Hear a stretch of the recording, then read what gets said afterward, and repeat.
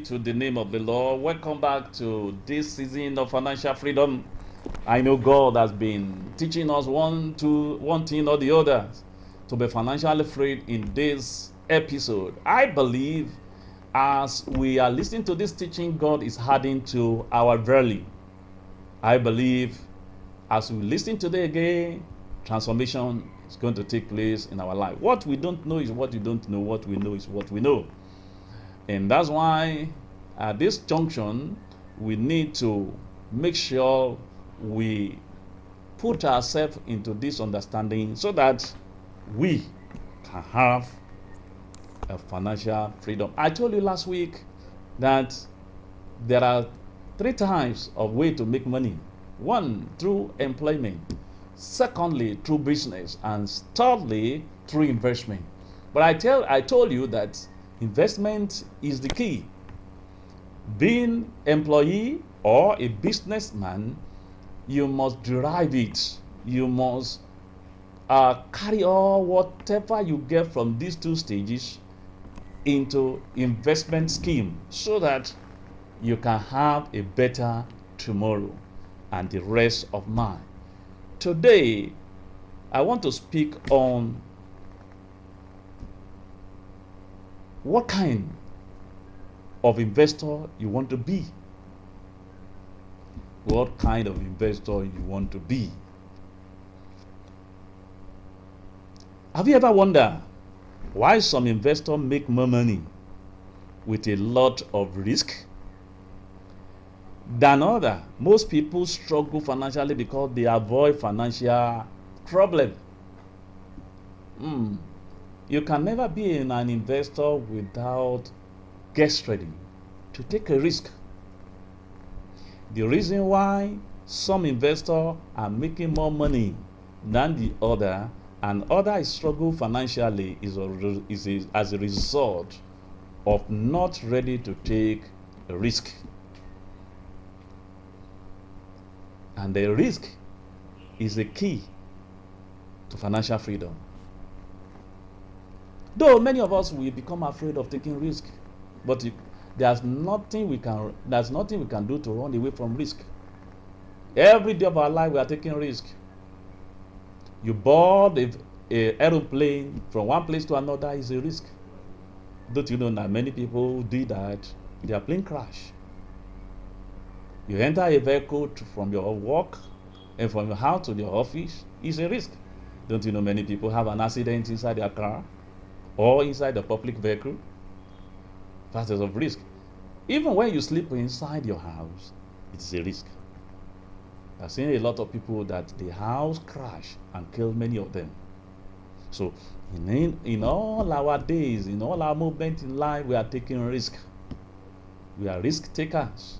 Whether you like it or not, whether you say you are kind of somebody that you don't want problem, you want to walk gently around, you don't want to contact any risk, let me tell you, the food you are eating is a risk, the water you are drinking is a risk. So, if you are going to be a good investor, get ready to take risk. I told you the other day here that if you see all the big men in Nigeria and all over the world that are millionaires and billionaires, find out from them the risk they have taken in life. Many of them took a risk, a very big risk, that hands them a lot of millions of naira or millions of dollars that went down the drain.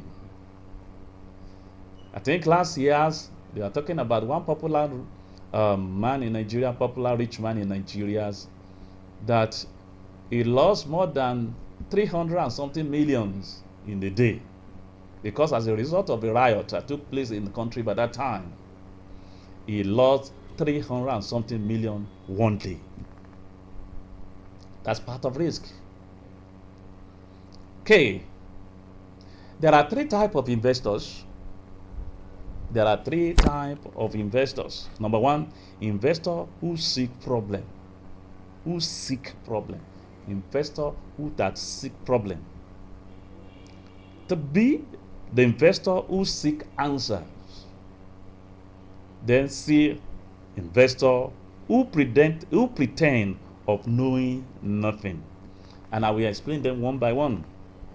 Let us see number one, the investor who seek problem. These are the investor in particular, they look for problem caused by those who get into financial trouble. They possess of the skill necessary to seek as a business owner and investors, and they use those skills to solve problems caused by people who lack such skill. That is one of investors. Then the second investor is the investor who seek answer. This type of investor often asks questions on how, what, where, when to invest. They seek counsel of financial planners. That is another investor. Each time they have money in their pocket, to look, where am I going to put my money? Where am I going to invest? They consult those who are financially literate. Can I put my money here? Can I not put my money here? Then the third one, investor who pretend of knowing nothing. These are the investor of who felt they know nothing about investment. Okay. For you to be a better investor, seek for financial mentor. Do you want to be a better investor? Number one thing you need to do, seek for financial mentor. One, the financial mentor will guide you to a place you will never been before. That's what the work of financial mentor. Financial mentor might be someone you have known that he has worked on the area of investment. He has built the investment pyramid, and he has made a success which really envy you. These are the individual will take you to where you are, to where you will never be before. Number two, there is a need for you to think twice before you choose mentor. Choose your mentor wisely. Find someone who has been there already. You cannot tell someone who have never married to teach you how to have a better family, because I have no experience. Choose your mentor wisely. Choose those who are already there. In your country, in your community, you know the investors. Choose them, let them put you through. Number three, attend financial seminar and workshops. Yes, attend financial seminar and workshop regularly if you are going to be financially free. Then number four, read good financial magazine and books. Read financial magazine and books. If you look to my library, in my house, in my office, there are a lot of financial books, financial magazine, which I bought, not just to buy it, but I read it. And through the reading of these materials, it really gives me eyes opener about how to build a financial pyramid. Okay. Apart from that, make disappointment of your strengths. Make disappointment your strength. If you are prepared to embark on your journey to find your own financial fast risk, you must prepare to be disappointed. Right? And willing to turn your disappointment to asset. To expect disappointment does not mean being passive or defeated or losers. Expecting disappointment is a way of mentally and emotionally prepare yourself to be ready for surprise that you may never want. So make disappointment your strength. make disappointment your strength. If you are going to be financially free, you must prepare for disappointment. Do you know the reason? It is not every seed that farmer planted in the soil that grow and bring harvest. And that's why if you have a mentality of winning and winning and winning at all time, when disappointment comes, what is going to happen? You discourage.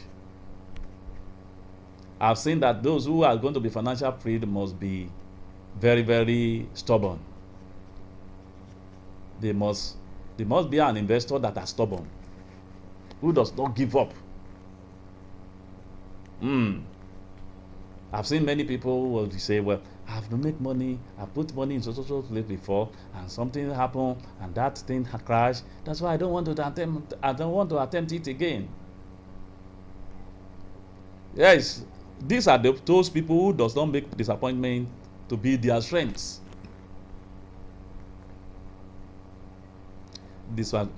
Disappointment will surely come, and that's why you need to get yourself ready. Then another thing you need to know is this: use the power of faith. Use the power of faith.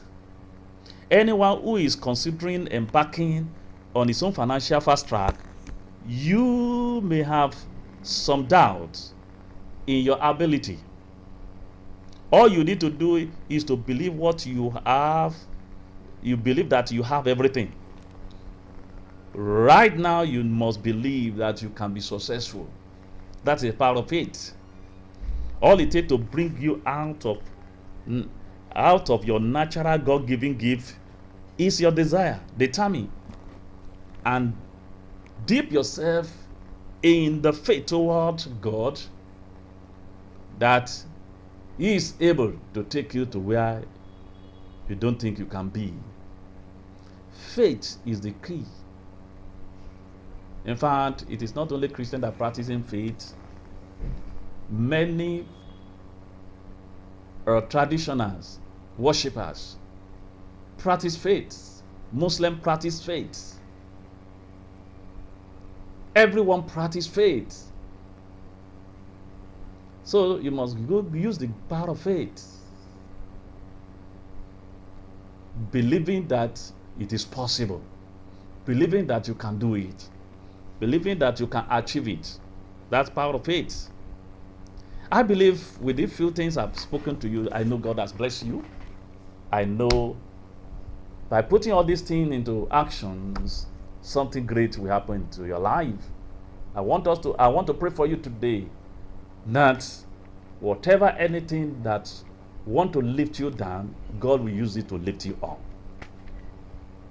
Your life will not remain the same. God will take you to the low level where you are into the higher level. Your place is at the top, and God will take you there. I decree for the blessings of God upon my listener today. Let the blessings of God run after them and overtake them to the glory of your name. Thank you, Heavenly Father. May your name be praised forever. In Jesus' mighty name. God bless you. Meet you at the same time next week on this station. Goodbye.